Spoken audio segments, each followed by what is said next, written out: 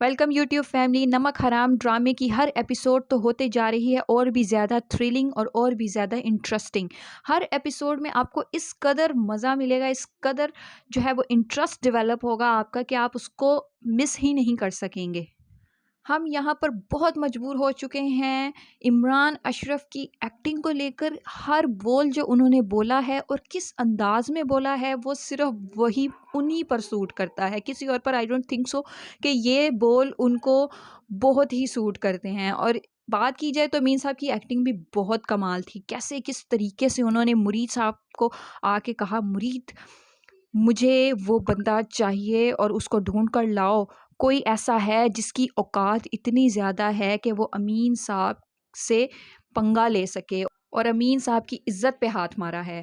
जिस पर मुरीद बाद में ये सारे डायलॉग्स को बहुत ही इंजॉय करता है, बार बार रिपीट करता है ख़ुद को खुशी देने के लिए।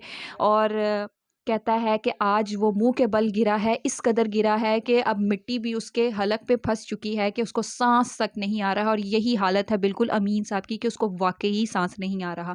दूसरी तरफ अस्मा की इतनी बुरी ज़हनी हालत के बावजूद उसकी मम्मा, मुझे नहीं समझ आता कि कर क्या रही हैं, वो चाहती क्या हैं। आपको पता है, घर में जब किसी बंदे की, आपके किसी फ़र्द की हालत बुरी होती है या ज़हनी हालत ख़राब होती है, बजाय इसके कि आप उसके लिए कुछ अच्छा करें या आप उसको उसका इलाज करवाएं, चलो ये तो वो लोग नहीं कर रहे, लेकिन कम से कम ऐसे लोगों से दूर रखें जो कि उनकी बुरी हालत का नतीजा निकलें या बुरी हालत को और बिगाड़ें।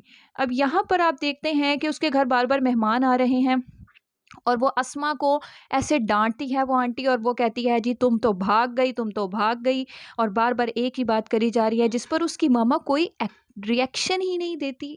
मैं बिल्कुल इस चीज़ के खिलाफ हूँ कि कम से कम अपनी एक माँ अपनी बेटी के लिए कम से कम इतना एक्शन तो ले सकती है कि वो किसी का मुंह बंद करवा सके। चलो खुद तो वो जो मर्जी कह ले।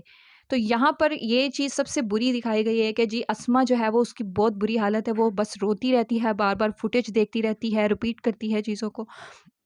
लेकिन उसके घर में आने वाला फ़र्द हर कोई उसको ही बुरा कह रहा है, जिससे वो और ज़्यादा जो है वो बीमार होती जा रही है। और उसकी माँ भी उस पर चीख चीख कर चली जाती है, हत्ता कि उसकी बहन भी नहीं उसकी बात सुन रही।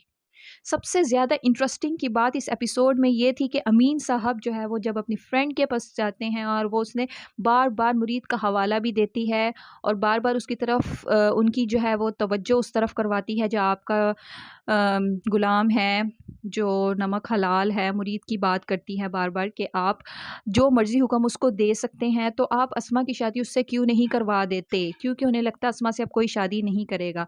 लेकिन ये बात सुनते ही वो उसको बहुत ज़्यादा डांटते हैं, लेकिन वो सारे रास्ते गाड़ी में यही सोचते हुए जाते हैं जो कि उस उनके जहन में डाला गया कि वाकई क्या मुरीद शादी कर लेगा उसके हुक्म पे।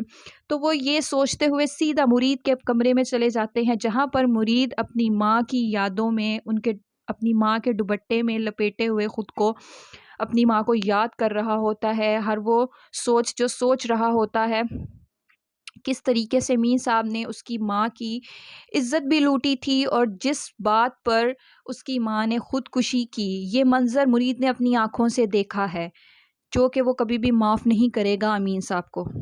अमीन साहब यहाँ पर मुरीद को कहते हैं कि तुम मेरे सामने बैठो, लेकिन मुरीद नहीं बैठता, ज़मीन पर बैठ जाता है, जिस पर अमीन साहब उसको फिर खड़े होकर उसकी आँखों में आँखें डालकर कहते हैं, कहने ही लगते हैं।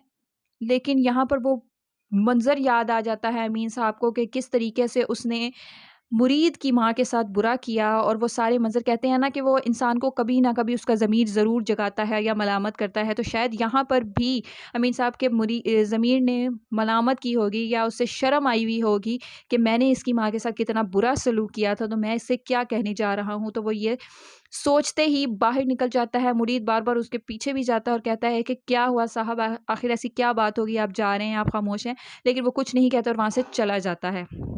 आने वाली एपिसोड्स में आप देखेंगे अब मुरीद के अंदर अस्मा के लिए थोड़ी-थोड़ी हमदर्दी पैदा होना शुरू हो चुकी है।